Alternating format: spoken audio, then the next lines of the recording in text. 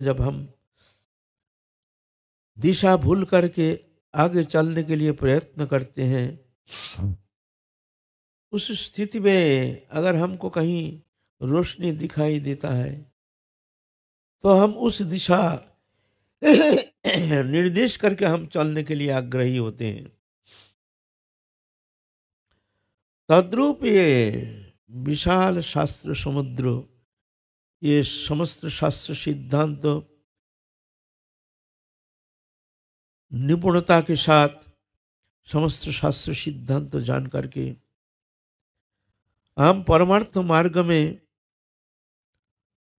निर्भूल दिशा निर्देश करके हम चलेंगे, ऐसा संभव नहीं है। ये महत्पुरुष की कृपा सापेक्ष है।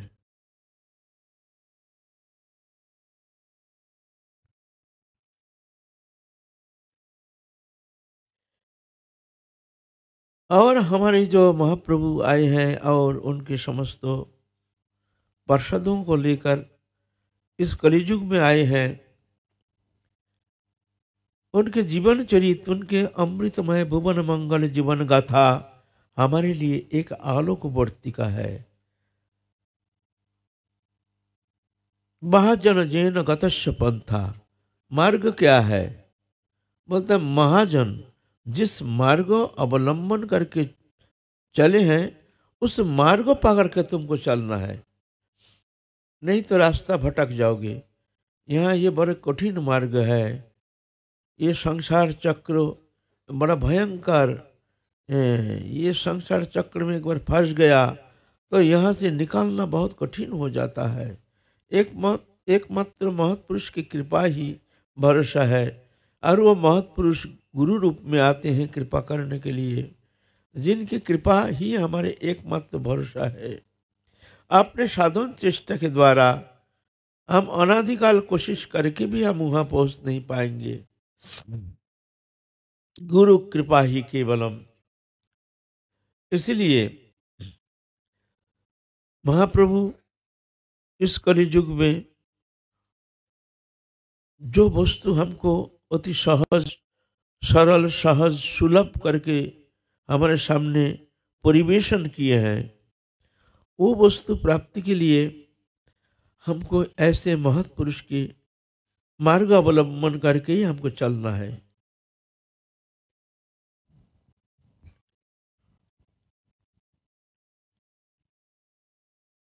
हम लोग अब आलोचना में प्रवृत्त हुए हैं महाप्रभु की अभिन्न तत्व, अभिन्न स्वरूप, आदि संकर्षण जो बलराम, उनके जीवन चरित जो अभिन्न तत्व है महाप्रभु से, अति सुंदर, बड़े निर्मल, बड़े सुंदर, बड़े चित्ताकर्षक, बड़े दिव्य, बड़े इंद्रियातीत, गुणातीत, मायातीत, लोकातीत, बड़े आनंदमय, सहज, सरल, सुगम, एक सुंदर, एक आनंदमय उनके जीवन आलेख, जो श्रवण मात्र ही साधक के हृदय माया मलिन चित्त ये शुद्ध होकर के भक्ति प्राप्ति के वो अवस्था प्राप्त करने में समर्थ हो जाते हैं। ऐसे सुंदर जीवन आलेख है।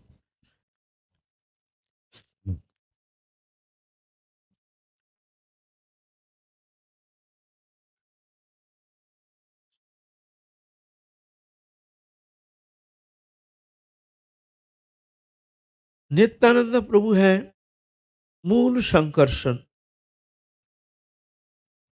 भगवान है वासुदेव भगवान, अनादिरादि गोविंद सर्व कारण कारणम।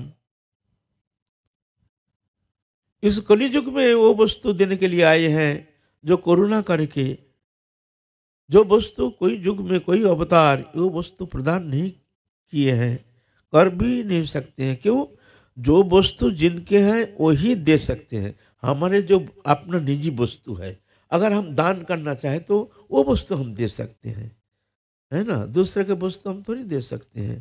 तो वो ब्रजो लीला के जो निकुंजो लीला माधुर्य, जो राधा कृष्ण जुगल विलास माधुरिमा के जो चरम निर्जास, वो जो मंजरी भाव उपासना पद्धति जो वस्तु महाप्रभु देने के लिए आए हैं, साथ लाए हैं नित्यानंद प्रभु के। क्योंकि महाप्रभु तो स्वयं गृहस्थ आश्रम रचना किए नहीं है, महाप्रभु तो मार्ग प्रदर्शन करके चले गए और वो वस्तु देने के लिए नित्यानंद प्रभु को प्रेरित किए हैं। नित्यानंद प्रभु है मूल संकर्षण। अनंत कोटि ब्रह्मांड जो रचना किए हैं, यह है कारणार्णवशाही। कारणार्णवशाही नारायण जो एक क्षण मात्र माया के प्रति दृष्टि निक्षेप करके अनंत कोटि ब्रह्मांड को सृष्टि करते हैं, वो है कारणार्णवशाही नारायण। एक कारणार्णवशाही नारायण जो है, यह है संकर्षण माने नित्यानंद प्रभु के अंश। कारणार्णवशाही जो अनंत कोटि ब्रह्मांड रचना किए हैं, एक एक ब्रह्मांड रचना करके उनमें जो जल राशि में जो शयन किए हैं, वो है क्षीरोदशाही नारायण। यह है कारणार्णवशाही नारायण के अंश। क्षीरोदशाही अनंत सृष्टि रचना करके जो समस्त जीव जगत के भीतर अनुप्रविष्ट होकर के सर्वात्मा रूप में, परमात्मा रूप में जो अधिष्ठित है, यह है गर्भोदकशाही नारायण। यह है क्षीरोदशाही नारायण के अंश। तो नित्यानंद प्रभु है मूल आदि संकर्षण, बलराम कृष्ण के अभिन्न स्वरूप।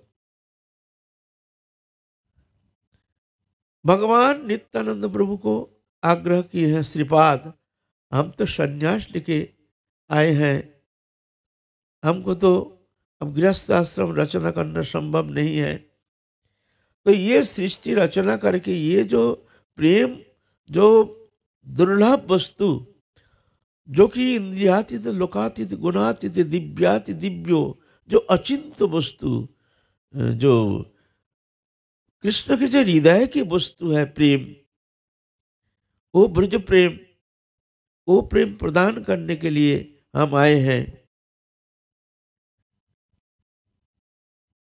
लेकिन हमारे द्वारा तो व्यापक रूप से इसका विस्तार करना संभव नहीं है।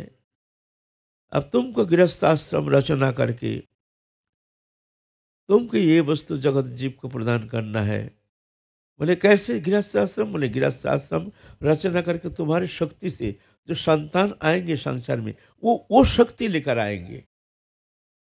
शक्ति लेकर आने से वो फिर वो समस्त जीव जगत के भीतर जो सुप्त चेतना शक्ति, वो जगा सकते हैं।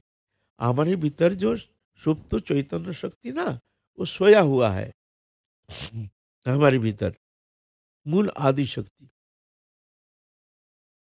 सोया हुआ है, चेतन शक्ति। वो जब तक नहीं जगता है तब तक जा करके उसको वो वस्तु प्राप्त करना, प्रेम तो बहुत दूर की बात है, संसार से मुक्त होना संभव नहीं है। वो चेतन सत्ता, वो है आदि शक्ति, मूल बीज स्वरूप। वो शक्ति को कुल कुंडलिनी शक्ति भी कहते हैं।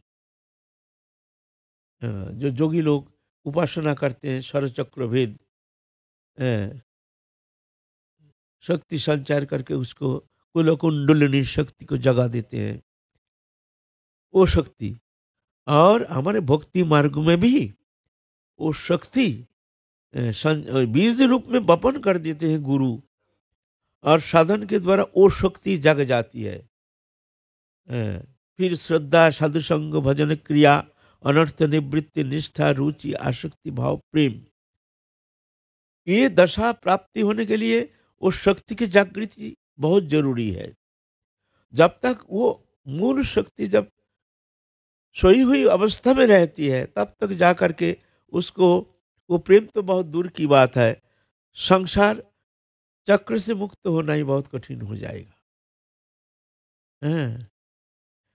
तो गुरु जो सामर्थ्य गुरु है, वो शक्ति को जगा देते हैं, शक्ति संचार करके। महत कृपा बिना कोनो कर्म में भक्ति न आए। कृष्ण भक्ति दूरे रहु संसार ना जाए क्षय। बोलते महापुरुष की कृपा बिना कोनो कर्म में भक्ति होना संभव नहीं है। भक्ति माने हम लोग जानते हैं जो थोड़ा सा अश्रुपात हो गया, थोड़ा सा अ, अश्रुकंप पुलक हो गया, हम लोग जानते हैं जो बहुत हमको भक्ति मिल गई है। वास्तव में ये शुद्धा भक्ति नहीं, ये एक सात्विक भाव। शुद्धा भक्ति की छठा जब अंतःकरण में भक्ति देवी की कृपा से अनुप्रविष्ट हो जाती है तो उसके भीतर विशाल परिवर्तन आ जाता है। ये शुद्धा भक्ति कहाँ से शुरुआत होती है? श्रद्धा, साधु संग, भजन क्रिया, अनर्थ निवृत्ति, निष्ठा, रुचि, आसक्ति से शुद्धा भक्ति का छठा। आसक्ति में शुरुआत, स्टार्टिंग। फिर उसके बाद भाव दशा। भाव दशा में शुद्ध भक्ति का किंचित प्रकाश देखने में आता है और प्रेम में ही पूर्णता। शुद्ध भक्ति ये हम लोग थोड़ा अश्रुपात होता है, थोड़ा सा हृदय गदगद हो जाता है, अश्रुकंप पुलक भी, ये भी सात्विक किंचित विकार भी देखने में आता है। कभी कभी कोई भक्त के भीतर नाम करते करते, भजन करते करते देखने में आता है। लेकिन ये ठीक है, सात्विक भाव है, लेकिन ये शुद्धा भक्ति नहीं। ये भक्ति है साधन भक्ति।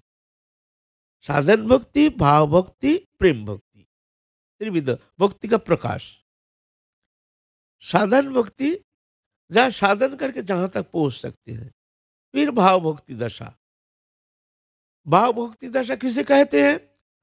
जिस दशा में मान लो प्रभात अभी हुए नहीं है, आप कैसे जानेंगे अब रात्रि समाप्ति की ओर? अब रात्रि समाप्त होने वाली है ना, पूरब दिशा साफ हो जाता है, एकदम जैसे सफेद दिखता है। सूर्य उदित हुए नहीं, पूरब दिशा साफ हो गया है। आप थोड़ा थोड़ा दिखता है, लोग जन एक आध कोई व्यक्ति आते हैं, जाते हैं, चल रहे हैं, तो हम समझ हाँ, आप प्रभात, ज्यादा देर है नहीं, आप प्रभात होने वाली है ना। ऐसा ही ये भाव भक्ति दशा शुद्ध भक्ति दशा के अंकुर है। माने पहले साधन भक्ति दशा, साधन भक्ति दशा में है माने एक पेड़ में फल लग गया है,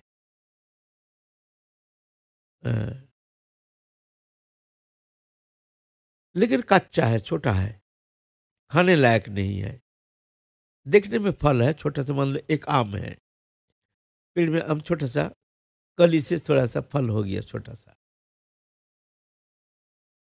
पहले रुचि, रुचि दशा है, फूल, फूल आ गया पेड़ में, पुष्प आ गया, जो अब फलने वाली है अभी। भाव भक्ति यही साधन भक्ति दशा में, आसक्ति दशा में मान लो फल अब आ गया है, लेकिन वो खाने लायक नहीं है। अगर तुम चाहो जो उसको तोड़ के हम खा लेंगे, वो तो खाने लायक नहीं है। उसके बाद परिपक्व दशा, भाव भक्ति दशा, वहाँ बड़ा हो गया है और थोड़ा पीला पीला रंग आ गया, पीला पीला रंग, हल्का पीला पीला रंग। उस समय भी वो खाने लायक नहीं है, थोड़ा खट्टा रहेगा उसमें, हैं, खट्टा रहेगा।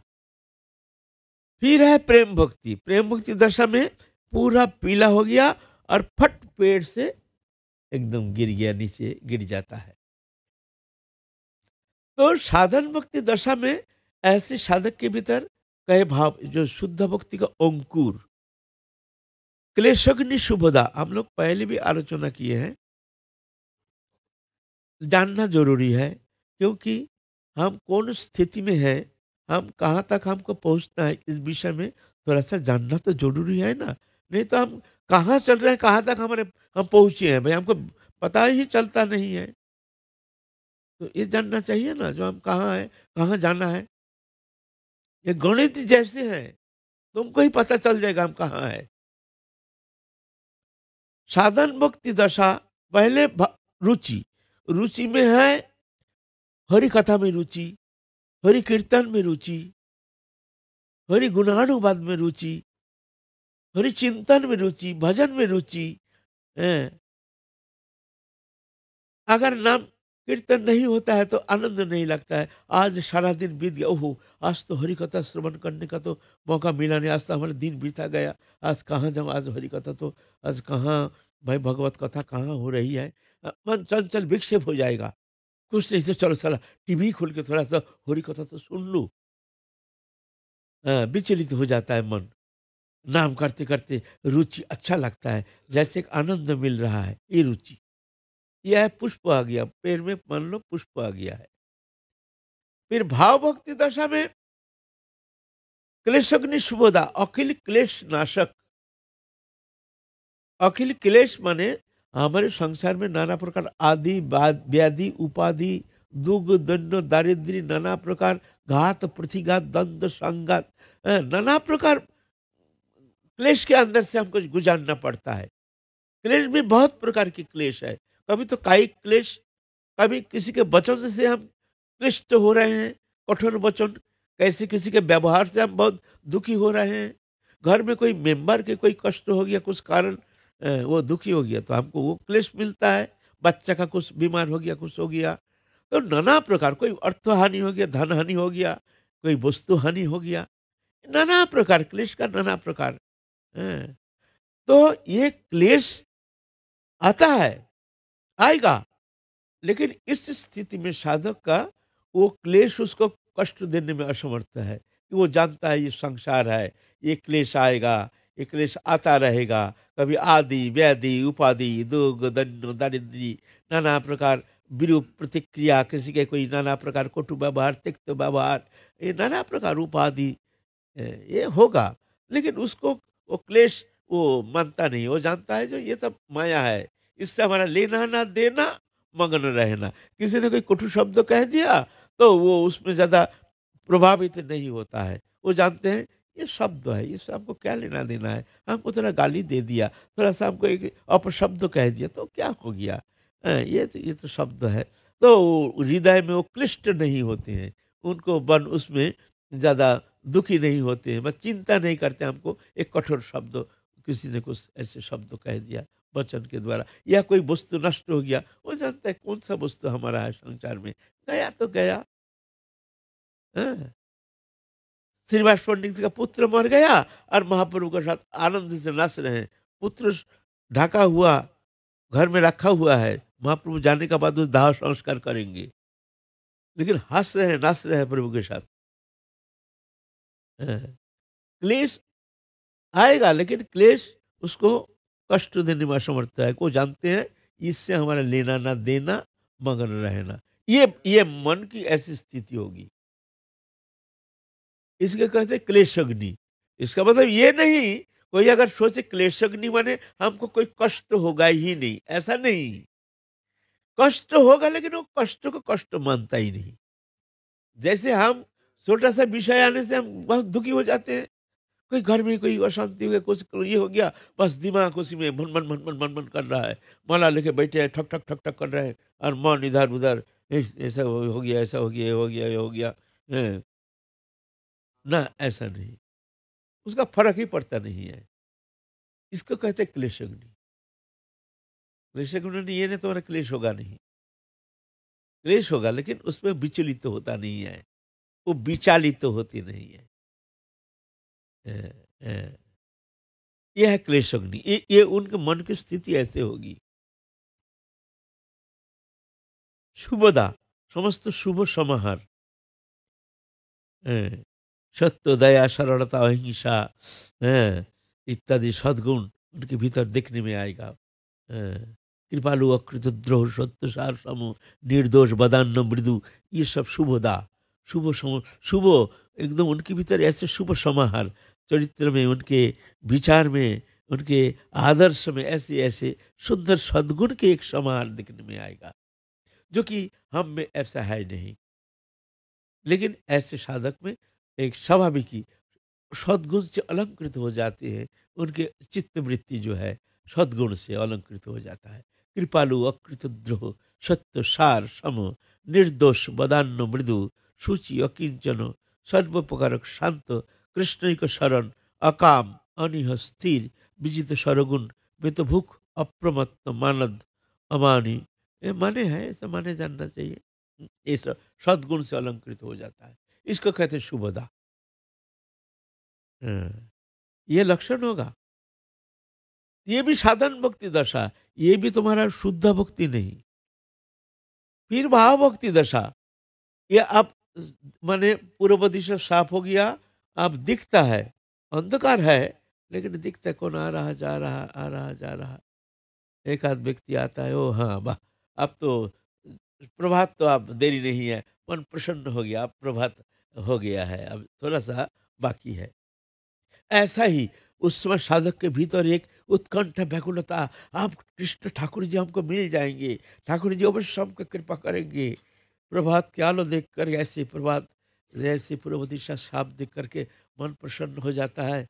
जो सारी रात हम जाग करके नाम कीर्तन कर रहे हैं, अब प्रभात हो गया, अब अब सूर्य उदित होगा।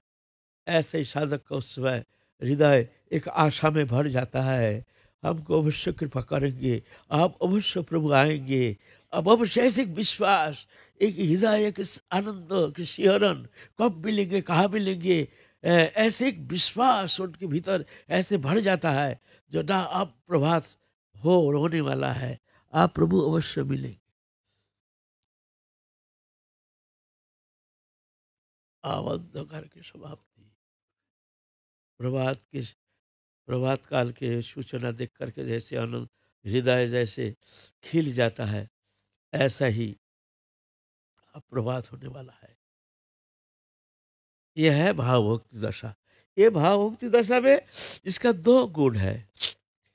साधन मुक्ति दशा में दो है, क्लेशग्नि शुभदा, हाँ। और भावभक्ति दशा में दो विशेष गुण है, मोक्ष लघुता कृत सुदुर्लभा। मोक्ष माने ब्रह्मानंद को भी फीका कर देता है। ब्रह्मानंद वहाँ उनका आनंद उससे भी बहुत आगे चल करके वो एक अद्भुत अतीन्द्रिय जगत में एक अद्भुत आनंद के शिहरण अनुभव करते हैं। प्रभु के ऐसे एक प्रेम में उनके भीतर हृदय ग्रंथि जैसे इस तरह से एक आनंद के शिहरण जगा देते हैं। अ, मोक्ष लघुता कृत सुदुर्लभा, बोलते ये स्थिति जो है यहाँ भी पहुंचना साधारण नहीं है, ये भी सुकठिन है। सुदुर्लभ माने दुर्लभ तो है, कार्य के विशेषण, ये कार्य दुर्लभ है, और विशेषण का विशेषण सुदुर्लभ, असंभव ये स्थिति। लेकिन ये भी वो शुद्ध भक्ति नहीं, वो प्रेम नहीं है। तो चिंता करो हमको कहाँ जाना है। इसमें कई गुण देखने में आता है। इस भाव भक्ति दशा में कई गुण है, खांति अव्यक्त कालोत्तंग विरक्ति मन शून्यता असाबद्ध समुत्कंठा नाम गण सदा रुचि आसक्ति स्तद गुणाक्षणे प्रतिस्तद बसति स्थले, ये सब गुण उनमें देखने में आता है। स्वाभाविक ही माने फल अब पक गया है, लाल हो गया है, माने अब थोड़ा सा दो एक दिन पीछे ही वो पक जाएगा। फिर उसके बाद परिपक्व दशा में जैसे पेड़ से फल पक के गिर जाता है, ऐसा ही प्रेम दशा में साधक संसार से मुक्त हो जाता है। माने गिर गया, माने गिर गया माने पेड़ संसार वृक्ष से वो अलग हो जाता है। माने आप उन संसार से मुक्त हो गया। आप संसार के कोई भी वस्तु या शुभ समागम में उसका कोई हर्ष नहीं, और अशुभ समागम में उनका कोई कष्ट नहीं। माने संसार जो वासना रूपी संसार, ये संसार से वो मुक्त हो गया। अब ये संसार उसको क्लेश देने में असमर्थ हो। कोई भी क्लेश ब्रह्मांड में ऐसा कोई क्लेश नहीं है जिस स्थिति में साधक को किंचित समय के लिए भी उनको ये क्लेश प्रभावित कर सकता है। अशेष क्लेश नाशक, ये पर गिर गया माने संसार से मुक्त हो गया, यह मुक्ति दशा। अखिल क्लेश नाशक दृश्यमान जागतिक भौतिक पदार्थ, यह अनंत कोटि ब्रह्मांड के समस्त सुख समृद्धि अगर एकीभूत होकर के अगर उसको कोई उपहार देते हैं, जो लो ये अनंत कोटि ब्रह्मांड के ये इतना सब सुख तुमको दे रहे हैं, बोलता है, वो भी उनके पास फीका, वो मुंह मोड़ के देखते नहीं है। ये संसार के हम लोग जो तुच्छ सुख, ये सांसारिक देहोदिक विषय किंचित सुख प्राप्ति के लिए हम लोग क्या नहीं क्या करते हैं। ये दोष नहीं है, ये दोष नहीं है, ये अनादिकाल का संस्कार है, ये माया है, ये मायातीत है नहीं, हम नहीं है ये मायातीत। ये दोष के कारण दोष नहीं है, ये स्वभाव बन गया है। ये उस स्थिति में जाने से फिर उसको और वही वही वस्तु अनंत कोटि ब्रह्मांड के समस्त सुख समृद्धि अगर एकीभूत होकर के उनको कोई प्रेजेंट करते हैं, जो लोग हमको तुमको प्रेजेंटेशन दे रहे हैं अनंत कोटि ब्रह्मांड के समस्त सुख, बोलते हैं वो तुच्छ हो उसके पास, वो सुख वो मुंह मुड़ के भी देखते नहीं है। और अनंत कोटि ब्रह्मांड में जो तो दुख है, सब दुख अगर आ जाए तो भी उनको कोई क्लेश देने में समर्थ नहीं है। वो अखिल क्लेश नाशक, इसको कहते हैं मुक्ति पद, परामुक्ति, प्रेम, है ना, ये प्रेम। तो ये प्रेम वस्तु देने के लिए महाप्रभु आए हैं इस कलियुग में, साथ नित्यानंद प्रभु, जो कि गृहस्थ आश्रम में प्रवेश करके संसारी जीवन अ, दिखाने के लिए, लोक शिक्षा के लिए, भगवान है, भगवान का संसार रचना करने का क्या जरूरत है, लेकिन ना, वो दिखा रहे हैं देखो संसार में रह करके भी किस तरह से भगवत प्राप्ति हो सकती है, किस तरह से भजन करना चाहिए। अगर सभी संन्यास लेके चले जाएंगे जंगल तो संसारी जीव तो निराश हो जाएंगे ना, जो भाई तो हम लोग संसारी है तो हमारा तो भगवत प्राप्ति होना संभव नहीं है, हाय हाय, तो हमारा मानव जीवन चौपट हो गया, हम तो संसार में हैं, तो हमारे क्या भगवत प्राप्ति होगी नहीं। वो तो निराशा आकर के उसको जीवन को नष्ट कर देगा ना। तो इसीलिए दिखाए हैं गृहस्थी, गृहस्थ में रह करके देखो कैसे भजन करनी चाहिए। ये भगवान कभी शब्द के द्वारा, वाणी के द्वारा, कभी शक्ति संचार करके, कभी आचरण करके दिखाने के लिए भगवान ऐसे नरवत लीला कोई वल्लभ, भगवान नरोचित लीला करते हैं। गीता में भगवान कहे हैं ना, हम अगर कर्म नहीं करेंगे तो सब बिखर जाएगा, हैं, सब सृष्टि बिखर जाएगी, इसीलिए आपको कर्म करना पड़ता है, गीता में कहे ना भगवान। तो ये बात है, नित्यानंद प्रभु इसलिए गृहस्थ आश्रम रचना किए हैं। उनके शक्ति से जो जगत में जो आए हैं, वो इस तरह से वो सुप्त शक्ति जो है हमारे भीतर, सुप्त जो चेतन सत्ता को वो जगा देती है, जगाने में सामर्थ्य है उनमें। सामर्थ्य महापुरुष जो है वो चेतन सत्ता को जगाने में समर्थ है, साधारण जीव वो करने में असमर्थ है। ऐसे कान में फुस मंत्र मानने से एक मंत्र दे दिया, इसमें विशेष कुछ होता नहीं है। वो शक्ति अलग चीज है, वो शक्ति सामर्थ्य महापुरुष ऐसे गुरु कृपा लब्ध, हैं, और साधन सिद्ध, हैं, गुरु कृपा से, भगवत कृपा से उसमें ये शक्ति आ जाती है, वो जाके कृपा करने में समर्थ है, वो चेतन सत्ता को जगा देते हैं। हैं, हैं। महत कृपा बिंदु कोनो कर्मे भक्ति न है। और महत किसे कहते हैं? महत, महत तो कह दिया, महत कृपा बिना। महत को ना दाढ़ी जटा रखने से महत होता है? ये तो स्वरूप लक्षण दिखने में लगता है, हाँ महत पुरुष है।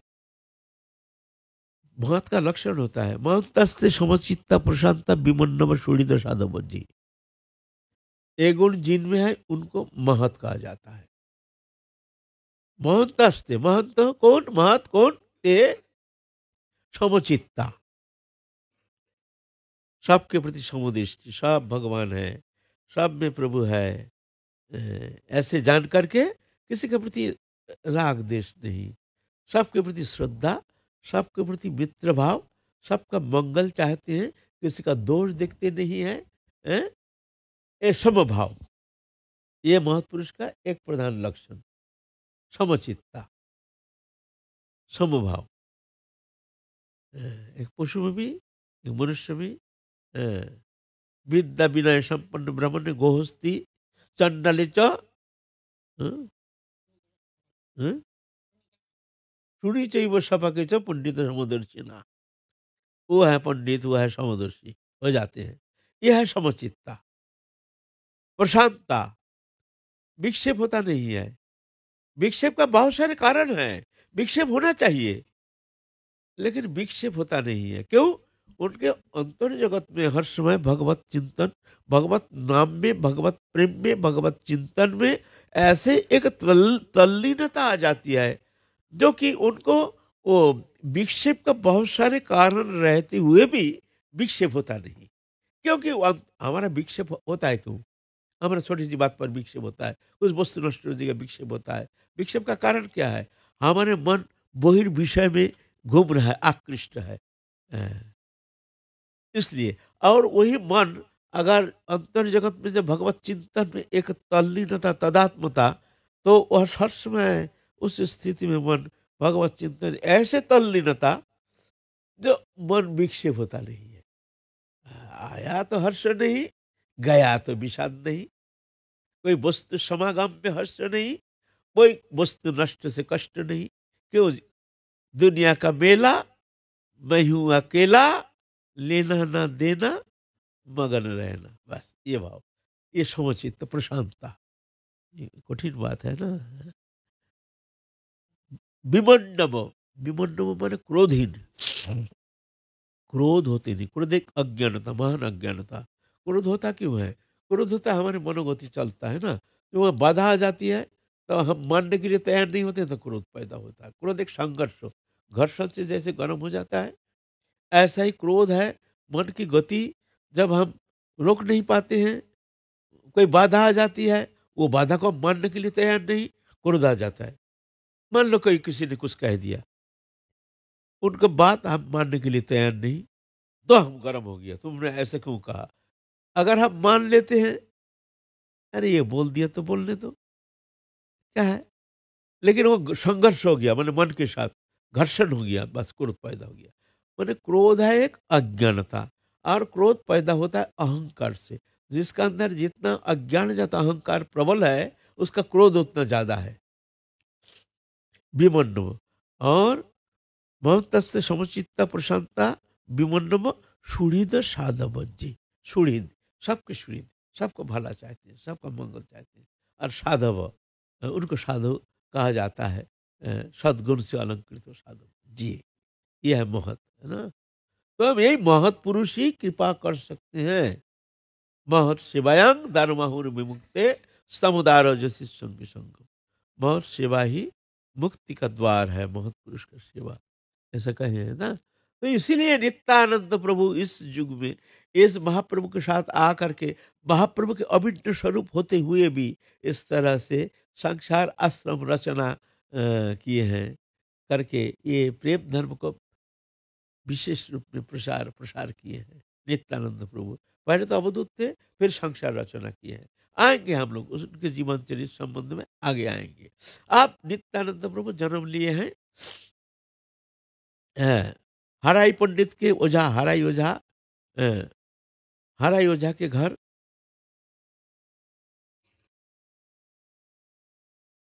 बचपन से ही दिव्य, उनके अलौकिक शब्द, जैसे शरीर, जैसे देखने में अद्भुत, एक जैसे दिव्य दिव्य पुरुष जैसे आए हैं कोई दूसरा लोक से, देखने में इतने सुंदर, आकर्ण नेत्रों, छोटे बच्चा है, घोंघराले केश और सुठाम शरीर, बचपन में ही सबके चित्ता आकर्षक शरीर। ऐसे ऐसे कोई कोई बच्चा होता है जो देखने से ही चित्त को आकर्षित कर लेती है, मन होते उठा के गोदी में ले लूं। कोई कोई है ना ऐसे, ऐसे दिव्य अद्भुत एक बालक आए हैं उनके घर को आलोक प्रदान करते हुए।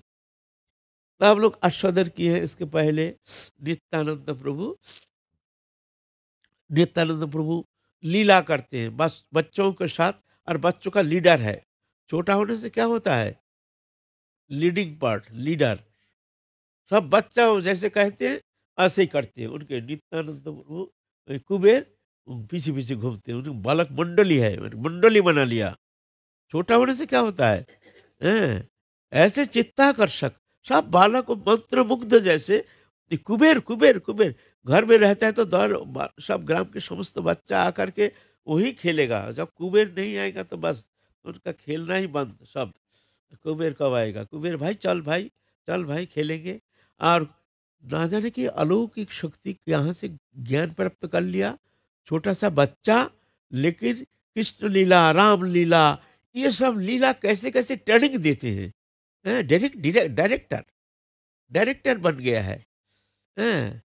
ये बोला ना जो आगे उस दिन हम लोग आलोचना किए हैं उसकी कथा में, जो रामलीला में लक्ष्मण को शक्ति से प्रहार किए हैं रावण ने, लक्ष्मण अचेत हो गए हैं, फिर जाके उसको प्राण नहीं, निष्प्राण हो गए हैं। हैं? फिर सब रोना पीटना शुरू हो गए, समस्त बालक रोना पीटना शुरू किए हैं। माता पिता भाग के आए हैं। हैं? हैं? हराई पंडित, पद्मा देवी सब आए हैं। आके देखते हैं बच्चा मर गया है, पल्स बीट, हार्ट बीट नहीं है। क्या हो गया? अरे बच्चा क्या हो गया? किसने क्या किया? किसने क्या किया? सब बच्चा रो रहे हैं, हम लोग तो कुछ किए नहीं, ऐसा फूल फेंक के मारा है।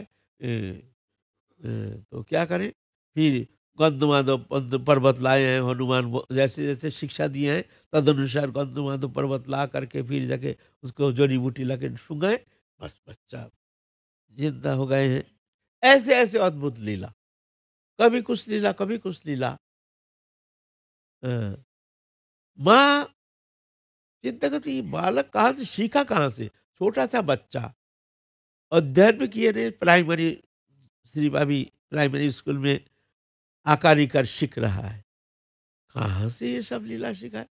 और ऐसे ट्रेनिंग सब प्रोड्यू प्रोड्यूसर और डायरेक्टर दोनों ही है। छोटा सा होने से क्या होगा? जैसे फिल्म प्रोड्यूसर होता है ना, डायरेक्टर होता है, वो अकेला ही प्रोड्यूसर भी है डायरेक्टर भी है।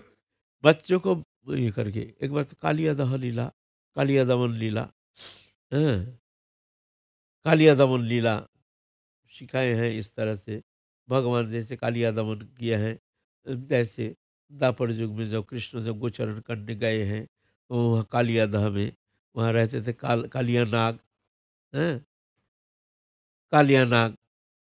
तो वहाँ जब जलपान किए तो समस्त गोवत्स आदि सब मर गए। तो अब कृष्ण फिर जा करके अपने अचिंत्य शक्ति संचार करके सप्त जागृत किए हैं। फिर कालिया दमन के लिए वहाँ किस तरह से कालिया दमन लीला संपादन किए हैं, ऐसे लीला वो दिखा रहे हैं। वो प्रकट करके सबसे नाटक करते हैं और सब बड़े बड़े लोग जा करके वो देखते हैं, जो बच्चों के साथ किस तरह से भगवान लीला करते हैं, एकदम से दिव्य लीला का ही जैसे। ऐसे ऐसे छोटा सा बच्चा, हैं, हैं, कुबेर नाम है कुबेर, ऐसे ऐसे हैं, वो काला का काला सारी काला सा कालिया सार माठ है एक जगह, वो अभी भी वो जगह है जहाँ कालिया लीला किया है नित्यानंद प्रभु। हाँ, काला सारी माठ कहते हैं वहाँ, कालिया दह लीला की वो जगह अभी भी वो सब लीला स्थली अभी भी है। जो जाते हैं एक चक्रा, वो सब लीला स्थली जो गाइड है वो दिखाते हैं, लिए ले जाते हैं। हाँ, एक बार तो गोवर्धन लीला करते हैं, किए हैं गोवर्धन लीला। हाँ, गोबरार माठ कहते हैं, गोबरार माठ वहाँ अभी भी प्रसिद्धि है। हाँ, गोवर्धन लीला भगवान गोवर्धन लीला किया है।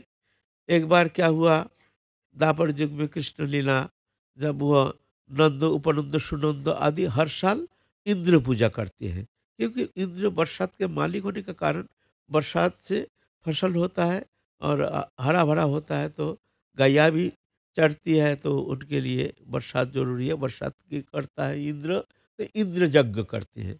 भगवान छोटा सा बच्चा आके कहते हैं, पापा ये क्या कर रहे हो? बताओ ना। अरे बच्चा तू जानता नहीं है, नहीं हम हर साल करते हैं, बहुत सारे भोग बना रहे हैं, लड्डू कचौड़ी पूड़ी मेवा मिठाई रसगुल्ला गुलाब जामुन राजभोग सब बना रहे हैं, पर बहुत कृष्ण के कहते हैं पापा ये क्या है, क्या हमको समझा दो। तो पापा कहते हैं बेटा ये इंद्र जाग है, इंद्र यज्ञ करते हैं हर साल, कि इंद्रियों प्रसाद के अधिपति होने के कारण हम लोग इंद्रियों को प्रसन्न करने के लिए ऐसे करते हैं। तो समझ रहे हैं बाबा, भगवान तो सबके मालिक है, हैं? जो जैसे कर्म करते हैं कर्म अनुसार फल मिलता है उसको। तो हम अच्छा कर्म करेंगे तो इंद्र कौन होता है? हमारे शुभ शुभ कर्म के कर्ता, हैं? ना कोई काऊ के सुख दुख दाता, निज की तो कर्म सब फल भोग भ्राता। हम अपने अपने कर्म फल भोगते हैं और इंद्र तो भगवान नहीं है, इंद्र तो देवता है। तो करो तो भगवान की पूजा करो, इंद्र की पूजा क्यों करोगे? तो भगवान सबके मालिक कर्म अनुसार फल देते हैं। इंद्र भी भगवान का ही कर्मचारी है, जो बरसात देते हैं, उनका ड्यूटी है, वो करते हैं। तो हम क्यों इंद्र का पूजा करेंगे? हम लोग हम लोग भगवान का पूजा करेंगे। तो ये बात तो अब भर गया। नंदो उपनंदो सुनंदो आदि जितना भाई हैं, उनका ही भाई है, सब मिलकर पंचायत बुलाए। तो क्या करें? तो बोलते गिरिराज, हमारा गिरिराज जी हमारा सब है। गिरिराज स्वयं भगवान है। गिरिराज भगवान रूप में वर्तमान है बाबा। तो गिरिराज पूजा करो, इस ये जो वस्तु बने ये लेकर के चलो, हम लोग गिरिराज पूजा करेंगे। गिरिराज स्वयं भगवान है। शैलोस्मी, श्रीमद् भागवत कहते हैं शैलोस्मी माने ये पर्वत रूप में मैं ही हूँ। हरिदास वर्ज भी कहे हैं, लेकिन शैलोस्मी भी कहे हैं। शैलो माने गिरिराज जो है मैं स्वयं हूँ। बाबा आप चमत्कारी देखना उनका, वो भगवान है तो आपको चमत्कारी दिखाएंगे। इंद्र आपको कभी चमत्कारी दिखाया है? चलो देखना, चमत्कारी देखना। भाई कान्हैया जब कह रहे हैं, सब मानने के लिए तैयार हो गए हैं। सब जितना समस्त वस्तु है सब ले करके मुखारबिंद में जा करके वहाँ गिरिराज पूजा के लिए व्यवस्था किए हैं। और साक्षात गिरिराज विशाल मूर्ति धारण करके एकदम आविर्भूत हो गए हैं। अरे सब दिख रहे, अरे बाबा, अरे दिखने में ही तो कन्हैया जैसे ही मुंह, दिखने में लगता है जैसे कन्हैया ही है। लाओ, सब वस्तु अपने हाथ से ले रहे हैं, खा रहे हैं। लड्डू, पूड़ी, कचौड़ी, कोई कोई हाथ से देते हैं, प्रभु खाओ, उनका हाथ से ले लेते हैं। कन्हैया कहते देखा बाबा, हमारे ठाकुर जी देखो कितने साक्षात है। बड़े प्रसन्न हो गए, बड़े प्रसन्न हो गए। ऐसे गिरिराज सेवा करके पूजा करके सब प्रसन्न हो गए हैं। अपने हाथ से गिरिराज सब स्वीकार कर रहे हैं। फिर गिरिराज परिक्रमा लगाए। इंद्र को ये पसंद नहीं आया, इंद्र का घमंडी है। वो सोचा है भाई, जब हमारे हमारे पूजा नष्ट कर दिया, हम ब्रज को नष्ट कर देंगे। तो मूसलाधार माने प्रलयकालीन बरसात, प्रलयकालीन बरसात को भेज दिया। समर्थ बादल को भेज दिया है ना। और एकदम जल जलाकार, एकदम क्या करेंगे? फिर जाके भगवान तो गिरिराज धारण किए हैं। गिरिराज धारण करके सबको बुला लिया, आओ सब गिरिराज के नीचे आ जाओ। ये सब लीला नित्यानंद प्रभु कर रहे हैं और सब लोग चारों ओर घेर के देख रहे हैं। जी ये छोटा सा बच्चा देखो, कैसे डायरेक्टर भी है, प्रोड्यूसर भी है। देखो कहाँ से सीखा है, किसने सिखाया। तो एक प्रश्न आता है, गिरिराज जो इतना मूसल वृष्टि किया है, प्रलयकालीन संवर्त मेघ को, बदल को बुला करके प्रलयकालीन, वो पानी गया कहाँ? भाई पानी तो डूब गया था ब्रजो, तो पानी गया कहाँ? ये तो प्रश्न आता है। तो कहते हैं ऐसे पुराण में है, एक बार क्या हुआ, एक बार रामचंद्र जी तो अयोध्या में जब राज कर रहे हैं, सीता को लाए हैं। तो एक दिन माता जानकी कहते हैं, नाथ हम लोगों को तो इतने धन संपत्ति अथा ऐश्वर्य है, तो एक संत सेवा करो ना, बुलाओ ना, एक दिन संत सेवा करेंगे। ठीक है करो, संत सेवा करो। हाँ समस्त संत को बुलाओ। कब होगा ना? जब तुम कहो। तो सीता माता जननी बड़े विशाल पंडाल बनाए। आप निमंत्रण करो, सारा भारत के जितने संत है सब सब निमंत्रण करो। और उधर हजारों लड्डू पूड़ी कचौड़ी ये सब बनाने में लग गए हैं। 7 दिन से लग रहे हैं, मेवा मिठाई सब लग रहे हैं, और भंडारे के दिन सब व्यवस्था है, लाखों लोगों का व्यवस्था है, लाखों साधु का, एक भी साधु नहीं है। माता जानकी तो बहुत दुखी हो गई। ये देखो, हमारे पतिदेव को हमने बार बार कहा तुम थोड़ा निमंत्रण दो साधु को, हमारे पतिदेव कोई साधु संत को निमंत्रण दिया ही नहीं। हमारा ये इतना आयोजन हम क्या करेंगे, कहाँ। मैया तो फुट फुट के रो रही है। अरे साधु संत तो आएंगे, कहीं श्वेत आराम, कहीं घोष, कहीं सब जो भम भम करेंगे, कोई लठाधारी, कोई सोठाधारी, लोटाधारी, कांथाधारी, करुंगाधारी, ये सब धारी, सब बड़े बड़े धारी आएंगे, बैठेंगे, सब चिलुम पिएंगे, ये करेंगे, वो करेंगे, जय जयकार लगाए। एक भी साधु नहीं है, है? कोई लाला, लाल पीला हरा नीला पीला, कितना रकम पोशाकधारी सब आएंगे, जटाधारी, लोटाधारी, छोटाधारी, करंगाधारी, कंताधारी, हैं? एक भी साधु नहीं। आप जब माता जानकी तो एक बार इधर जा रहे हैं, साधु शायद आते होंगे, शायद एक साथ ही आते होंगे, आप इंतजार कर रहे हैं, शायद आते होंगे, एक साथ बुला के लाते होंगे।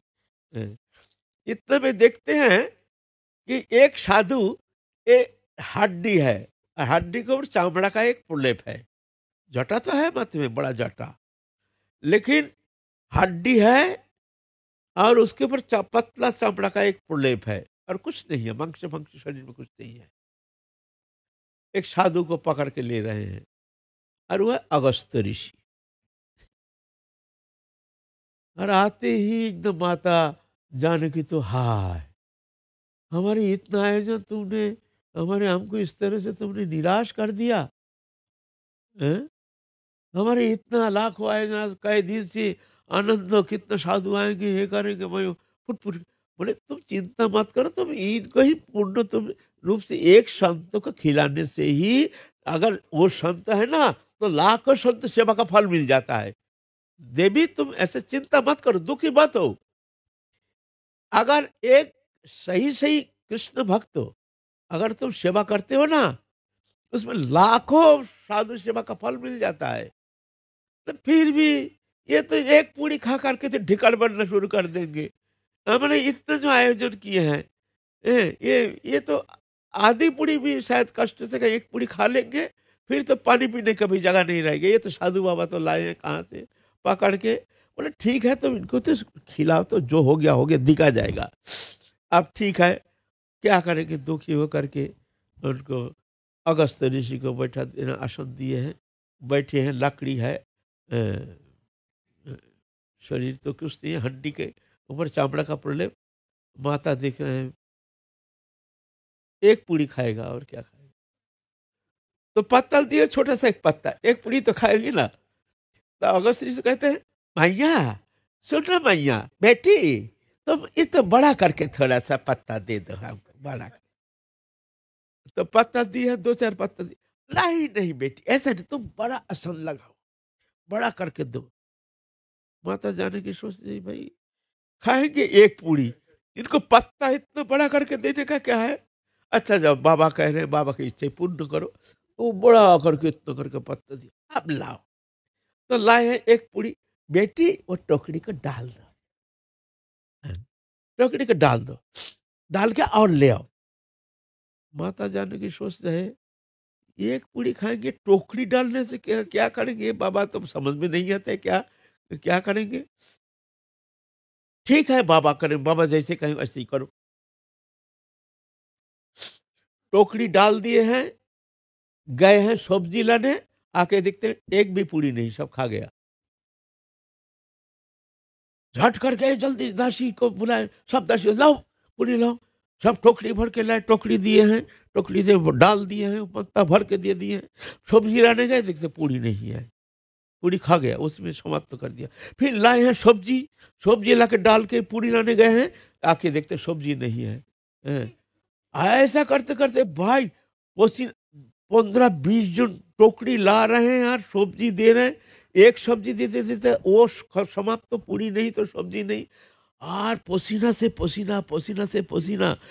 माता जानकी तो भाई घबरा गई है। ये ऐसा तो कभी देखना तो दूर की बात है, सुने भी नहीं है कभी ऐसे खाते हैं कोई, ऐसे लक्कड़ लक्कड़ है कि साधु बाबा हैं, एक वृद्धो हैं, हैं, ये ऐसे खा जाते हैं। फिर दे रहे हैं और राम जी को बैठा दिया एक आसन में। और बाबा जी कहे हैं जो इनको भी दे दो। तो राम जी भी बैठे हैं बगल में, दोनों खाएंगे ना, अकेला नहीं खाएंगे। तो राम जी तो दो पूड़ी, तीन कचौड़ी, एक दो रसगुल्ला ये दे करके वो तो आस्ते आस्ते खा रहे हैं। और ये बाबा तो ना जाने कैसे, पूड़ी है तो सब्जी नहीं, सब्जी है तो पूरी, आप ला रहे हैं, टोकरी टोकरी डाल रहे हैं, जा रहे हैं, आके देखते खाली, फिर जा रहे हैं, आके देखते खाली। ऐसा करते करते भाई भंडारा पूरा खत्म। पूरा भंडारा जो सामान लाए थे, आप माता जानकी देखते हैं भाई जैसे खा रहे हैं, ऐसे तो भाई आप तो हमारा जो आयोजन है ये सब फेल हो जाएगा। ऐसे खा रहे हैं। अब आंख मोटा हो गई है मैया माता जानकी की। अब राम जी को कहते हैं, राम जी भी मतलब चतुर, और माथा नीचे करके खा रहे हैं। राधे सुन रहे, थोड़ा दूर जा करके, खत्म हो रहा, क्या करूं। हैं, हैं। तो क्या होता है, वो पानी देने से ना, पानी पीने से थोड़ा सा पेट तो भर जाएगा, वो हाथ भी खाना भी समाप्त हो जाता है पानी देने से। खाने के बाद पानी दिया जाता है ना, तब माता जानकी आके कहते हैं, बाबा पानी लाऊं, बाबा पानी लाऊं। बेटी हम पानी पीते हैं, लेकिन आधी खाने का बाद थोड़ा पानी तो लेते हैं। अ, जब आधी खाना हो जाता है तो हम थोड़ा पानी लेते हैं, अभी आधी हुआ नहीं। आधी हमारा समाप्त हो गया, उसके बाद पानी।